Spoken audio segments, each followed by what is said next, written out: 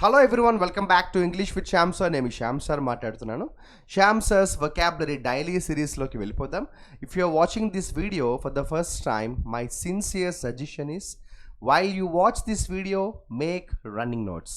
ఎందుకంటే ఈ వీడియోలో మనం కొన్ని ఇంపార్టెంట్ వొకాబులరీ నేర్చుకోబోతున్నాము. రన్నింగ్ నోట్స్ రాసుకుంటూ వీడియో చూడండి. ఈ వీడియోలో నేను ఏవైతే వర్డ్స్ అండ్ మీనింగ్స్ ఎక్స్ప్లెయిన్ చేస్తానో నోట్స్ రాసుకోండి. తర్వాత చాలాసార్లు వాటిని బాగా రివిజన్ చేసుకోండి.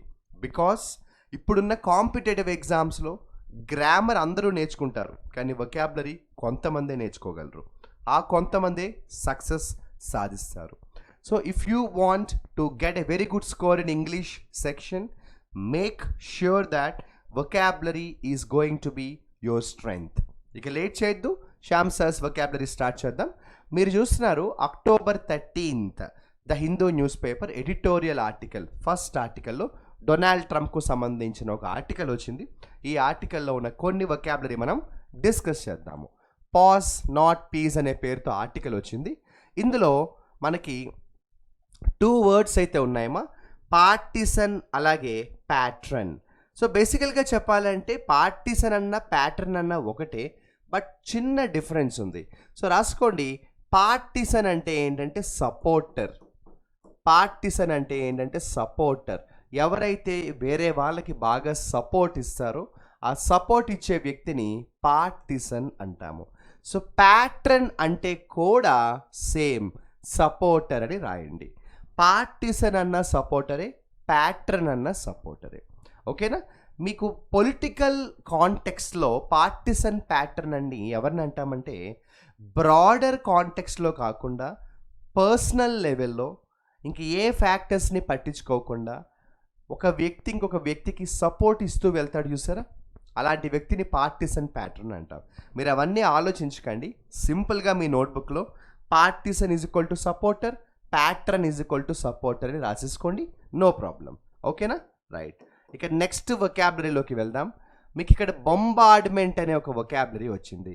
మనకి 2 కంట్రీస్ మధ్యన ఎప్పుడైనా ఒక యుద్ధం జరిగినప్పుడు బొంబార్డ్మెంట్ అన్న వర్డ్ బాగా వాడుతుంటారు. సో బొంబార్డ్మెంట్ అంటే ఏం కాదమ్మా, అటాక్. చాలా భయంకరమైన దాడి, బాంబులతో దాడి చేస్తే బొంబార్డ్మెంట్ అంటాం. ఓకేనా? సో బొంబార్డ్మెంట్ అంటే రాసుకోండి, అటాక్ అని రాసుకోండి. బ్యూటిఫుల్ వొకాబులరీ ఒకటి వచ్చింది, రిలెంట్లెస్. సో రిలెంట్లెస్ అంటే ఏంటంటే కంటిన్యూస్.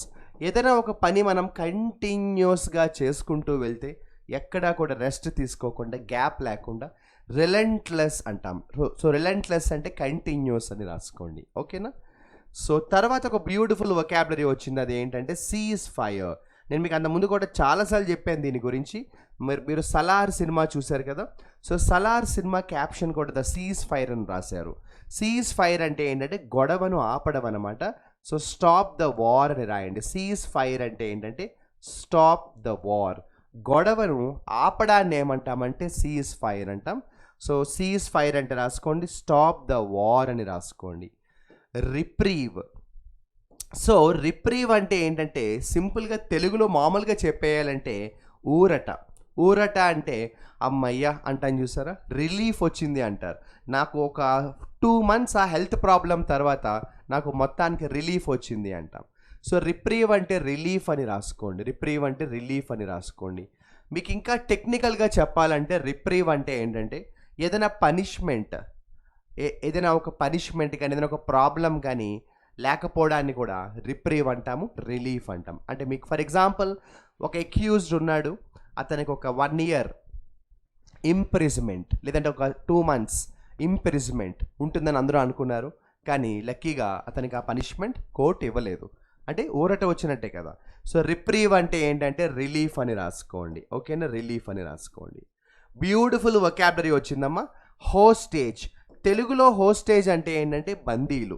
ఎవరైతే బందీలుగా ఉంటారో, ఓకేనా, ఎవరైతే బందీలుగా ఉంటారో వాళ్ళని హోస్టేజెస్ అంటాం. మీరు తెలుగులో రాసుకుంటే కూడా తెలుగులో రాసేసుకోవచ్చు, బందీ అని రాసుకోవచ్చు. మీకు ఒక బందీ అనే వర్డ్, తెలుగు వర్డ్ తెలియకపోతే ఇప్పుడు ఎలా చెప్పాలి అంటే, ఫర్ ఎగ్జాంపుల్ ఒక కంట్రీ నుంచి ఒక వ్యక్తి వేరే కంట్రీకి అనుకోకుండా వెళ్ళిపోయాడు, లేదా కావాలని వెళ్ళాడు. ఆ కంట్రీ వాళ్ళు ఇతన్ని అరెస్ట్ చేసి జైల్లో వేశారు. అప్పుడు ఇతను ఏమవుతాడు? హోస్టేజ్ అవుతాడు. సో సింపుల్గా చెప్పాలంటే డిటైనీ అని కూడా అనొచ్చు. ఎవరైతే అరెస్ట్ చేయబడ్డాడో. సో డిటైనీ అంటే అరెస్ట్ చేయబడిన వ్యక్తి, అరెస్ట్ అయిన వ్యక్తి. ఓకేనా? సో హోస్టేజ్ అంటాం మనం. ఓకేనా? రైట్, హోస్టేజ్ అంటాం. నెక్స్ట్, సో బ్యూటిఫుల్ వొకాబులరీ ఒకటి వచ్చింది ఏంటంటే రిట్రీట్. సో రిట్రీట్ అంటే ఏంటంటే సింపుల్గా చెప్పాలంటే వెనకడుగు వేయడం అనమాట. వెనకడుగు వేయడాన్ని ఏమంటామంటే విత్ డ్రా అంటాం మనం. రిట్రీట్ అంటే వెనకడుగు వేయడం, దాన్ని ఏమంటామంటే విత్ డ్రా చేయడం. అంటే ఒక అడుగు వెనక్కి వేయడాన్ని ఏమంటామంటే రిట్రీట్ అంటాం. గివ్ అప్ అని కూడా అనొచ్చు. ఏమంటాం? గివ్ అప్ అని కూడా అనొచ్చు. కొన్నిసార్లు ఇక మన వల్ల కాదు అని మనం వెనకడుగు వేస్తాం కదా లైఫ్లో, దాన్ని రిట్రీట్ అంటాం. బ్యూటిఫుల్ వొకాబులరీ వచ్చేసింది చూడండి, డిస్మాంటిల్. సో డిస్మాంటిల్ అంటే సింపుల్గా చెప్పాలంటే నాశనం చేయడం, డిస్ట్రాయ్ చేయడం, పూర్తిగా విధ్వంసం చేయడం. ఓకేనా? పూర్తిగా నాశనం చేయడాన్ని ఏమంటామంటే డిస్మాంటిల్ అంటాం. ఓకే, సో డిస్మాంటిల్ అంటే ఏంటంటే పూర్తిగా డిస్ట్రాయ్ చేయడాన్ని డిస్మాంటిల్ చేయడం అంటాం. Okay, rubble. రబుల్ అంటే ఏం లేదు, మీకు అర్థమయ్యేలా చెప్తాను. ఒక భయంకరమైన భూకంపం వచ్చిందనుకోండి. భూకంపం వచ్చిన వెంటనే తర్వాత చూస్తే ఆ ప్రదేశం అంతా ఎలా మారిపోతుంది? రబుల్గా మారిపోతుంది. లేదు, వరదలు వచ్చాయి, ఫ్లడ్స్ వచ్చాయి, భయంకరమైన ఒక సైక్లోన్ వచ్చింది, భారీ వర్షం పడింది.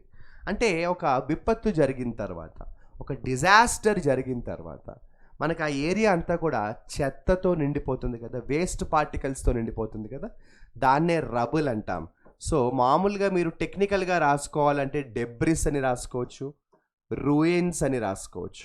ఇంకా ఈజీగా రాసుకోవాలంటే వేస్ట్ పార్టికల్స్ అని రాయండి, వేస్ట్ మెటీరియల్స్ అని రాయండి. ఓకేనా?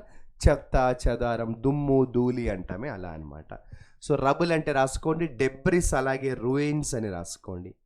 మీ అందరికీ తెలిసిన వర్డే అయినా కూడా చెప్తున్నాను. స్టార్వేషన్ అంటే విపరీతమైన ఆకలి, తినడానికి తిండి లేకుండా ఆకలితో ఉంటే దాన్ని ఏమంటామంటే స్టార్వేషన్ అంటాం. ఏమంటాం దాన్ని? స్టార్వేషన్ అంటాం. అసాల్ట్, మనం ఎవరి మీదైనా దాడి చేయడాన్ని ఏమంటామంటే అసాల్ట్ చేయడం అంటాం. సో అసాల్ట్ అంటే ఏంటంటే అటాక్ అని రాసుకోండి. అసాల్ట్ అంటే ఏంటమ్మా? అటాక్ అని రాసుకోండి. జీనోసైడ్. సో జీనోసైడ్ అని ఎవరిని అంటామంటే killing a lot of people అనమాట. Killing many people.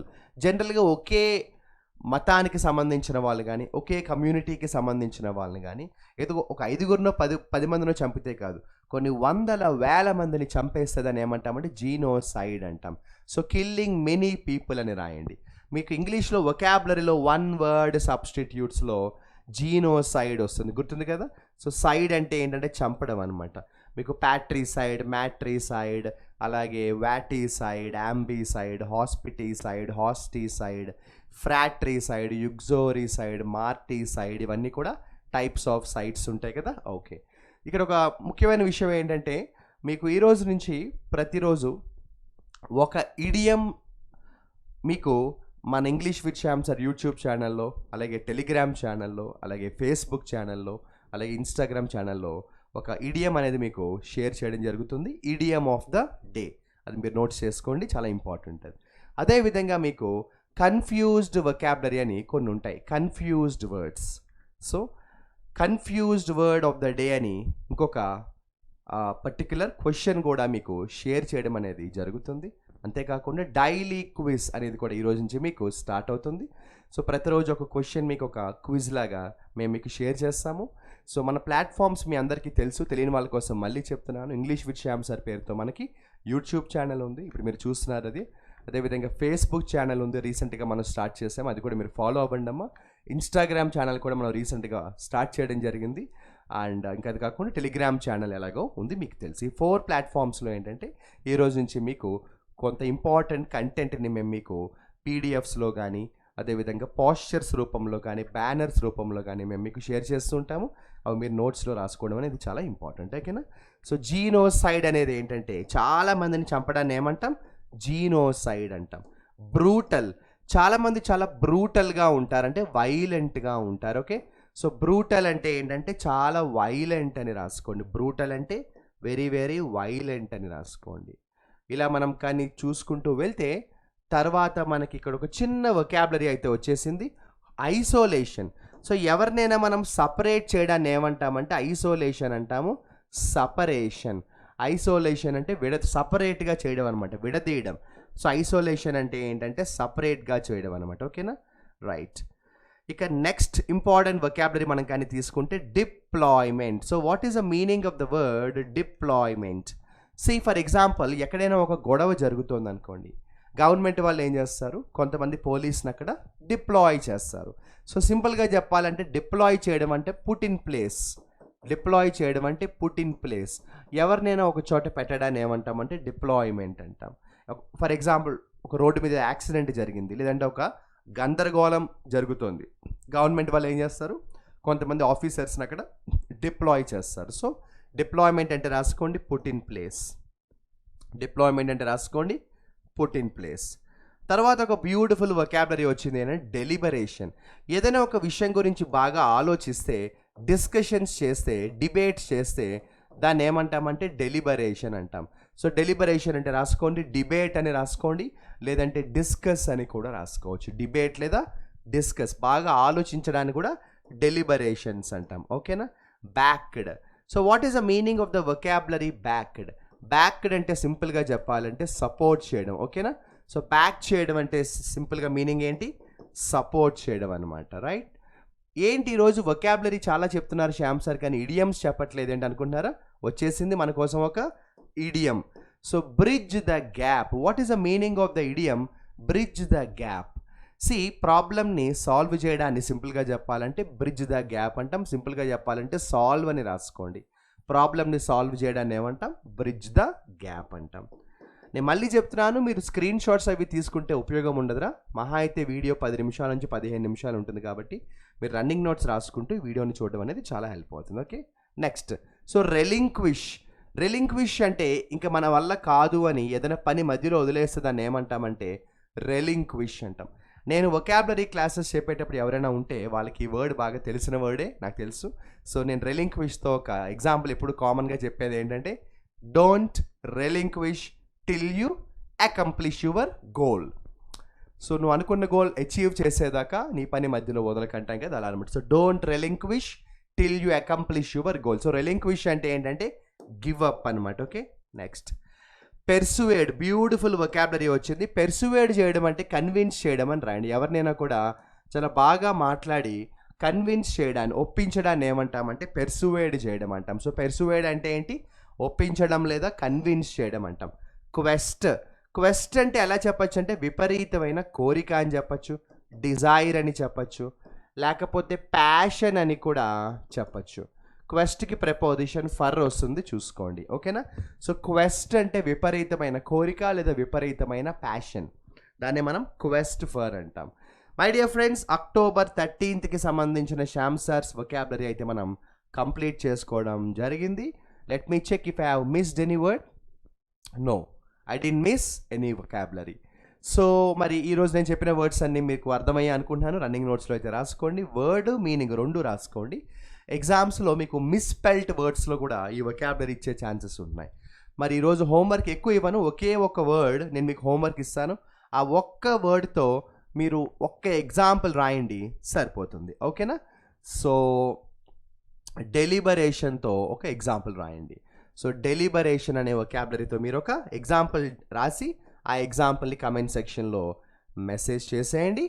అండ్ మనం చేస్తున్న ఈ డైలీ సిరీస్ ఏదైతే ఉందో Shyam sir's vocabulary daily series మీద మీరు మీ ఒపీనియన్ని కూడా, మీ ఫీడ్బ్యాక్ని కూడా నాతో మీరు కమెంట్ సెక్షన్లో షేర్ చేసుకోండి. Remember, you feedback will definitely give us more motivation and more energy.